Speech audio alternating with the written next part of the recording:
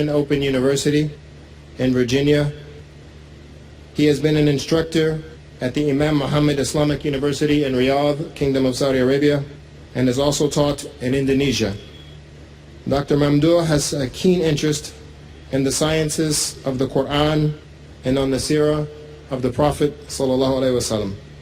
He is a regular speaker at worldwide Islamic conferences and has also produced various publications which include an A to Z guide to Hajj and Umrah. Dr. Mamdouh Mohamed is a professional instructional designer with a rich and varied experience of 25 years in teaching and training. Born and brought up in Cairo, Egypt, Dr.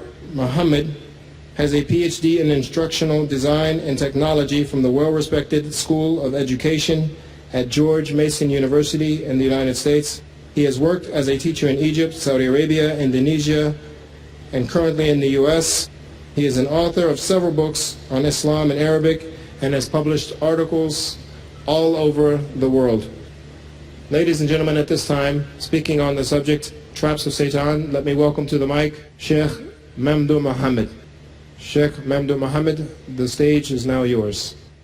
Bismillah ar-Rahman ar-Rahim. Alhamdulillahi Rabbil Alameen. والصلاة والسلام على أشرف الأنبياء والمرسلين نبينا محمد وعلى آله وصحبه أجمعين. أحبتي في الله، أحييكم بتحية الإسلام. السلام عليكم ورحمة الله وبركاته.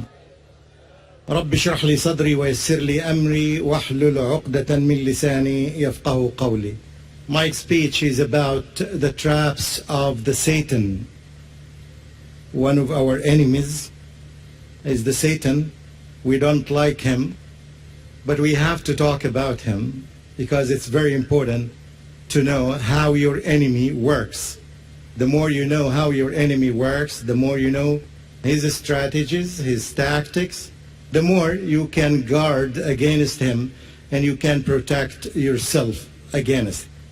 As we know, we have enemies from within ourselves and from without. We have something that pushes us to evil from within ourselves and from outside as well. From inside us, we have our desires, our lusts that will try sometimes to direct us to do an evil thing. At the same time, this is known as shahawat.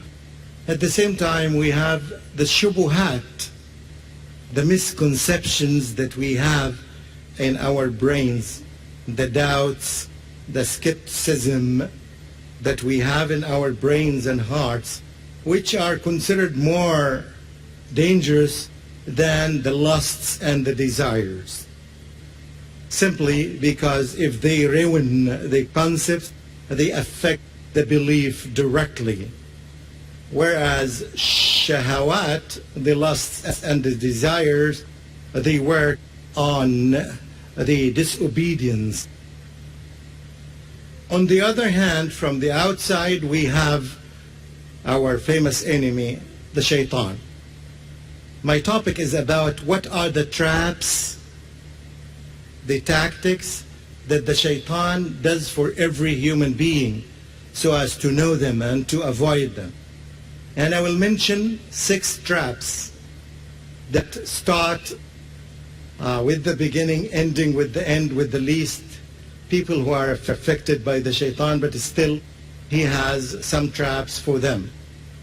Before I do that, let me give some information about the shaitan. Allah subhanahu wa ta'ala created many creatures in this universe. Human beings are on the top. Allah subhanahu wa ta'ala created the angels, created the jinn, and the Satan is one of them, created the animals, created the insects, and created many other creatures that we may or may not know. These creatures, some of their roles, they are used as a test for human beings. as we know that the whole life that we will live, or we live currently, or the other previous Muslims live, this whole life, as Allah subhanahu wa ta'ala said, الذي خلق الموت والحياة ليبلوكم أيكم أحسن عملا. Allah is the one who created death and life so as to test you, to say who is the best amongst you. Through this life we are exposed to hundreds, thousands, probably millions of tests. Some of the tests even are positive, something that may look beautiful in front of us, but it is a test for us. For example, wealth, money, smartness, being intelligent, having a good wife, having a good brain, all these can be a source of test for you.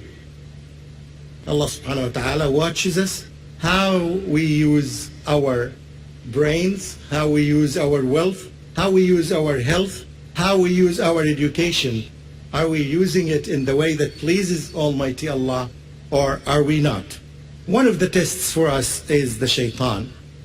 Allah subhanahu wa ta'ala created the shaitan. One of his roles is to test us, to tempt us. Some of the names of the shaitan, you should know them: Satan, Iblis, Al-Gharur.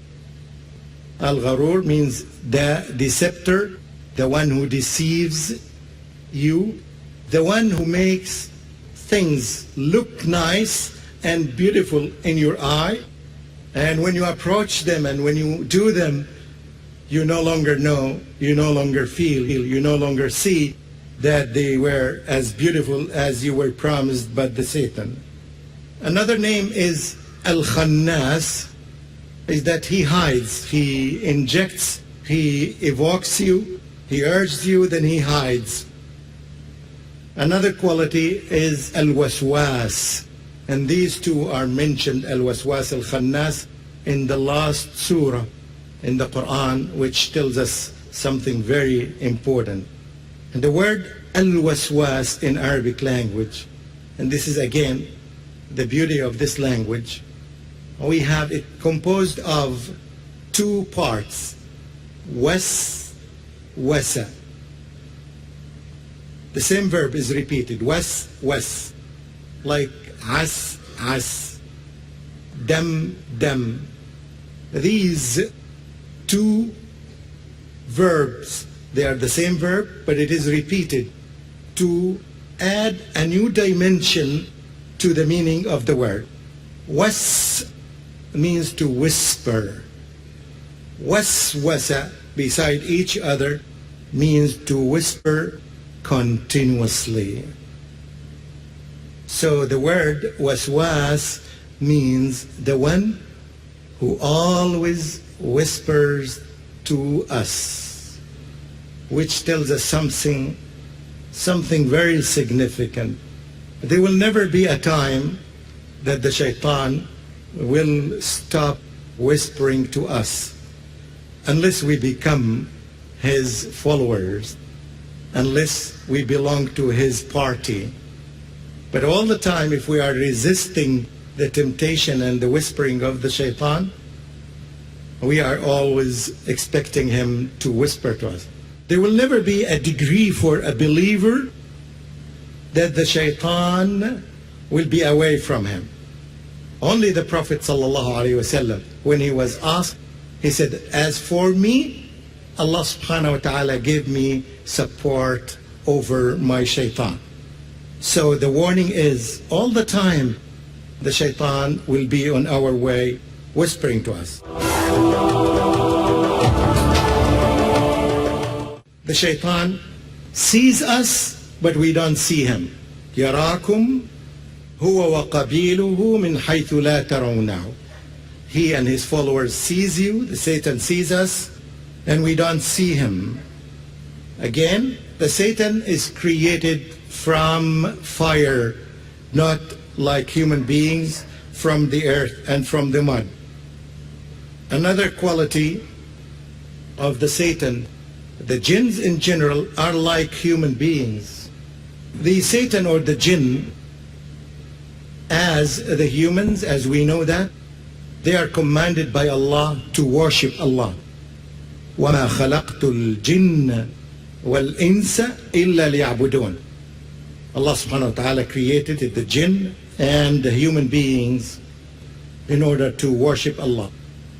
The jinns or the Satan have categories that are good, some others are not good. Some of them believed when they listened to the Quran. إِذْ قَالَ نَفَرٌ مِّنَ الْجِنِّ إِنَّا سَمِعْنَا قُرْآنًا عَجَبًا. Indeed, we listened to an amazing Quran. يَهْدِي إِلَى الرُّشْدِ. It guides to the straight path. فَآمَنَّا بِهِ. And we believed in it. So some of them are good, some of them are bad. One quality of the shaitan, which is very scary, it usually promises people poverty. When a human being wants to pay some charity, a shaitan would come to us and tell us, no, if you do this, you will be poor. You will be poor. And the Prophet ﷺ teaches us something totally opposite. The Prophet ﷺ teaches us, مَا نَقَصَ مَالٌ مِّن صَدَقَةٍ. No money decreases when you pay charity from it. Allah subhanahu wa ta'ala has the power of giving you more and more and more. Another quality of the Satan is that it evokes people, it encourages people to talk without knowledge about Allah. And this is very scary. If you want to keep your tongue, if you want to keep your mouth closed, the most important moment is when you talk about Allah. You have to be 100% sure that the information that you say about Allah is absolutely correct. And the only way to talk correctly about Almighty Allah is to use the verses of the Quran that He talked about Himself in, or what the Prophet ﷺ described Him with. Because if we have a wrong concept, a wrong quality, a wrong feature of Allah subhanahu wa ta'ala, this will lead to a wrong belief, and this wrong belief will lead to wrong practices. And totally, you have to be very, very selective of these books. But one of the tasks of the shaitan is that he encourages people to talk nonsense, to talk without knowledge about Allah subhanahu wa ta'ala. How many people on the earth talk that God has a son? Millions of people. And if you ask them about the knowledge, how did they get this knowledge? This is not authentic knowledge. If Allah subhanahu wa ta'ala Himself said about Himself that He does not have a son, now you can find a lot of people saying that He has a son. So this is one of the acts of the Satan that he encourages people to do. And you can agree that he succeeded to an extent. One of the qualities of the Satan also as well is that he commands people and asks people to do indecent acts. You can see by your own eye the percentage of the nakedness in the world, day after day, day after day, day after day. One of the qualities of the Satan is that he is arrogant, so arrogant. When Allah subhanahu wa ta'ala commanded him to prostrate to Adam, he refused. And he used his logic, saying that you created me out of fire, and you created him out of mud and earth, and I am better than him. Therefore, I am not going to submit to him, to prostrate to him. Forgetting that the one who commanded him is his Lord, the one who created him. So he used his brain incorrectly. And this is also another thing that for us to care for. Sometimes the more educated we are, the more liable we may fall into this trap or of using our brains incorrectly. Because we depend on ourselves. And issues of guidance, there is no way a human being can reach guidance except by the guidance of Allah subhanahu wa ta'ala. And this is the difference between a believer and non-believer. Let me stop at this point and move to the most important part of the lecture, which is the traps of the shaitan. 6 traps, and inshallah, even if you don't try, by the end of the lecture you will memorize them very well. I guarantee this, or your money back. But before I step into these traps, I tell you one strategy of the shaitan is that unlike human beings, we start with first things first. We start usually when you start building a skyscraper, you don't start from the top. You start from the bottom, foundation, then level after level after level until you reach the end. The Satan thinks differently. The Satan thing starts from the top. Seems the guy is very smart. He doesn't have time to waste. So he starts with the most important thing. He starts with a human being. To deviate a human being, he starts from the top. The most important thing, it seems that the Satan has a lot of knowledge about Islam. And he knows in Islam that there is a sin that if a human being does, it's not forgiven. He knows that. What is this sin? Shirk. If a believer dies on any other sin, it may be forgiven. As Allah subhanahu wa ta'ala said in the Quran, Inna Allah yaghfiru dhunuba jami'a. Indeed, Allah subhanahu wa ta'ala forgives all the sins. And the other verse explains it, except illa an yushraka bihi, except if someone associates someone else or some partner with Allah subhanahu wa ta'ala.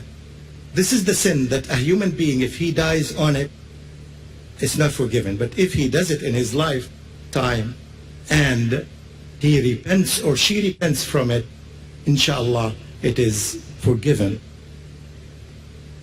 Because this is the sin that's not forgiven, the Satan puts his trap, his first trap, top trap, the trap of the shirk.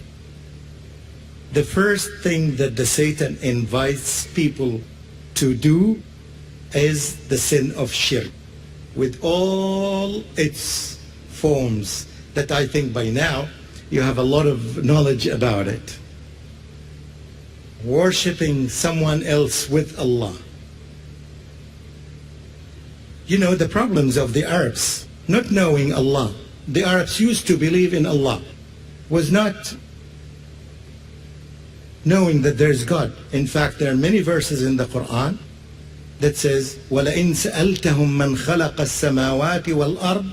If you ask them, if you ask the Arabs, who created the heavens and the earth, they would say Allah. But they had a problem. The problem of the Arabs was what? Was worshipping the idols. They knew Allah. And their logic was, and here again, I say that the danger of logic is, their logic is, we worship these idols not really directly, but we are worshiping them because they bring us closer to Allah. We don't know, we are believing that they are not the creators, but they are a means, they are a tool that will make us closer to Allah. And these idols were idols, some of them were idols of good people. They are called saints. You know the story of the idols, first idols to be built on this earth. When there were few good people living on the earth, when they died, the people after them wanted to remember them. So they built some idols for them.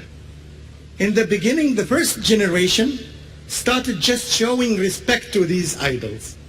For example, when they pass by them, they just make a moment of silence and then they continue. The other generation saw that and they added something extra. They started, for example, bowing to them, or they started doing like this, or they started kneeling to them. So every generation came after the other until it ended up with worship. So the Arabs' rationale made sense. We worship them to bring us closer to Almighty Allah. This is the main problem. It is a form, a clear form of shirk. Spread the word of man. Spread the word of Islam. Oh, fortunate one, paradise must be won.